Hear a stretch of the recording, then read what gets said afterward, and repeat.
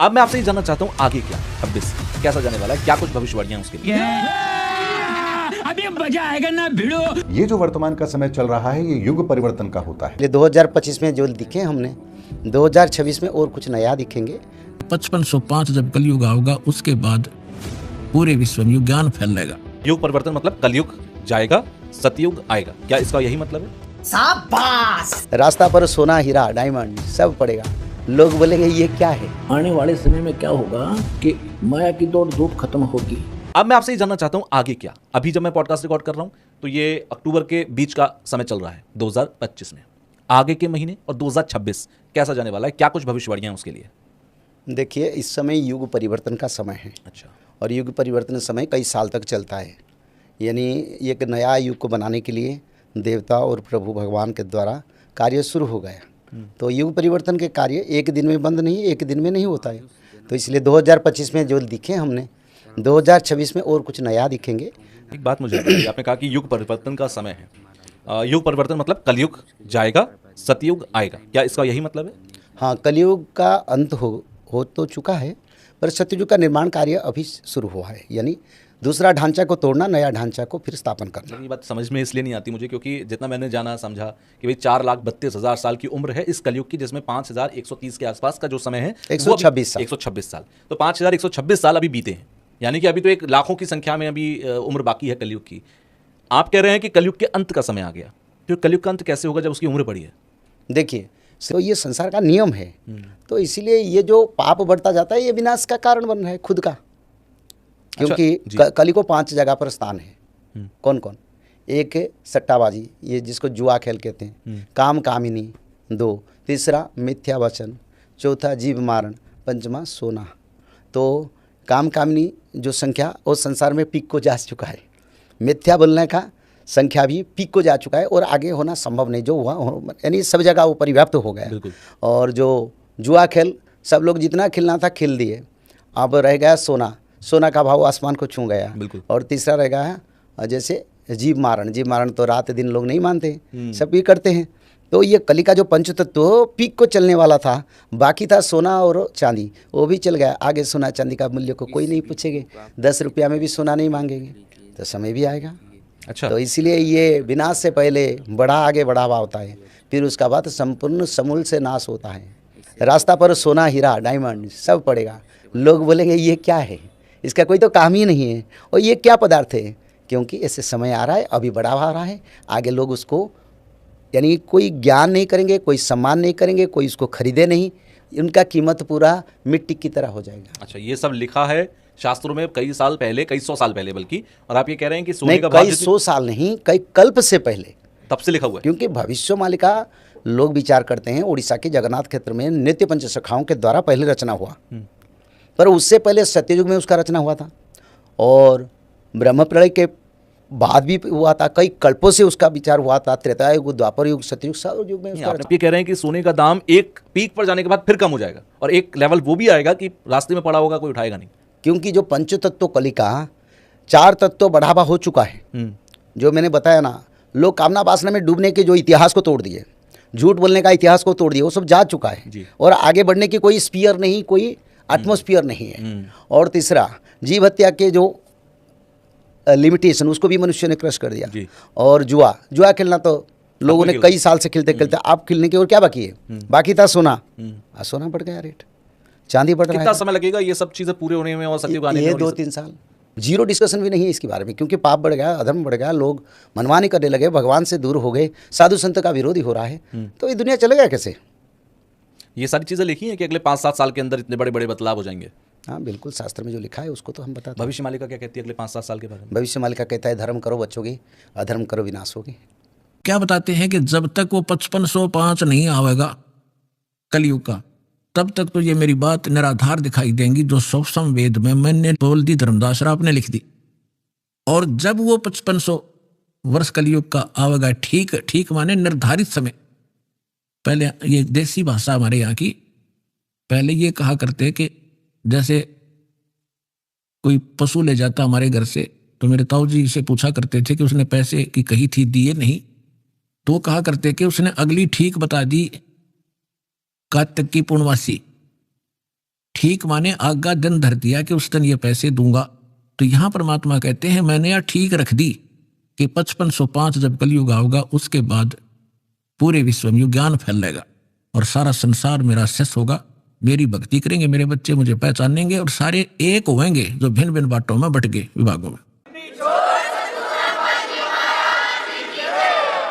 अब क्या बताते हैं, यथा श्रीतगण आप ही मिले सिंधु में धाये, सत सुकृत के मध्य तुम्हें सभी पंथ समाये।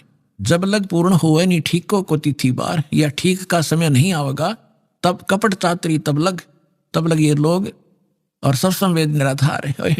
कहते हैं तब तक तो ये सब कपट और चातुरी, देख रहे हो कैसे हाहाकार मच रही है, कोई मिलावट कर रहा है, सारा दिन माया के जोड़ में अपना जीवन नाश कर देते हैं। दादे परदादे चले गए हमारे इस पेट के लिए ही, इसी जुगाड़ में जुड़ जुड़ के और नष्ट हो गए, खत्म हो गए। जो मूल उद्देश्य था वो मनुष्य उनका वो कर नहीं पाए।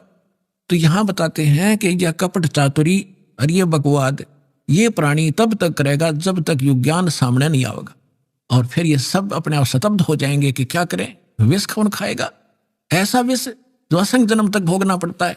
तो एकदम सब कब्रेक से लागेंगे। आज देख रहे हो हाहाकार मच रहा है, कोई मंत्रियां मुख्यमंत्रियों के ऊपर आरोप हैं, वो अंदर जा रहे हैं, कोई रिश्वत के अंदर, कोई बकवादों के अंदर। तरीके से सोने किस लिए? करोड़ रुपये जो अरब रुपये इकट्ठे कर लिए, अरब रुपये, और कल मृत्यु होगी, पशु बन गया, वो के काम आए उस मूर्ख आदमी का। तो बुद्धि हमारी काल के हाथों बिकी पड़ी है और फिर भगवान के हाथ में आ जाएगी। हम विवश होंगे, मजबूर होंगे इसको सोचने के लिए। तो फिर हम तो इसलिए कहते हैं कपट चातरी तब लग और सब संवेद निराधार, तब तक ये बकवाद करेंगे जब इस ज्ञान की समझ में आ जाएगा। जब देखना क्या होगा, देखिए जब लग पूर्ण होए नहीं ठीके को तिथि वार, जब तक ये 5500 वर्ष नहीं आएंगे वो कलयुग के, तब तक क्या कपट चातुरी रहेगी, इनके अंदर बकवाद भरी रहेंगी मेरे बच्चों में। और ये सब संवेद कहेंगे वैसे लिख रखा है, ये कहाँ होने वाला है। आगे देखो, सब ही नारी नर शुद्ध तब, सबके विचार शुद्ध हो जाएंगे, बुराइयों से उल्टे हटेंगे। और जब ठीक का दिन आवंत, ये ठीक है टीका नहीं, वो ठीक का दिन जब आवेगा सभी के हृदय शुद्ध होंगे, बुराइयों से बचेंगे, सच प्यार से एक दूसरे के साथ रहा करेंगे और कपट चातरी छोड़ के और शरण कबीर गहंत, कबीर जी की शरण में आवेंगे सब, ये सब अपनी चतुरता छोड़ के। एक अनेक हो गए पुनः अनेक हो एक, हंस चले सतलोक सब, सभी हंस सतलोक चलेंगे। एक से अनेक हो गए, कोई नारे नारे मजहब धर्म बन गए, ये पुनः अनेक हो एक, वह सब एक होंगे और हंस चले सतलोक सब, सतनाम की टेक।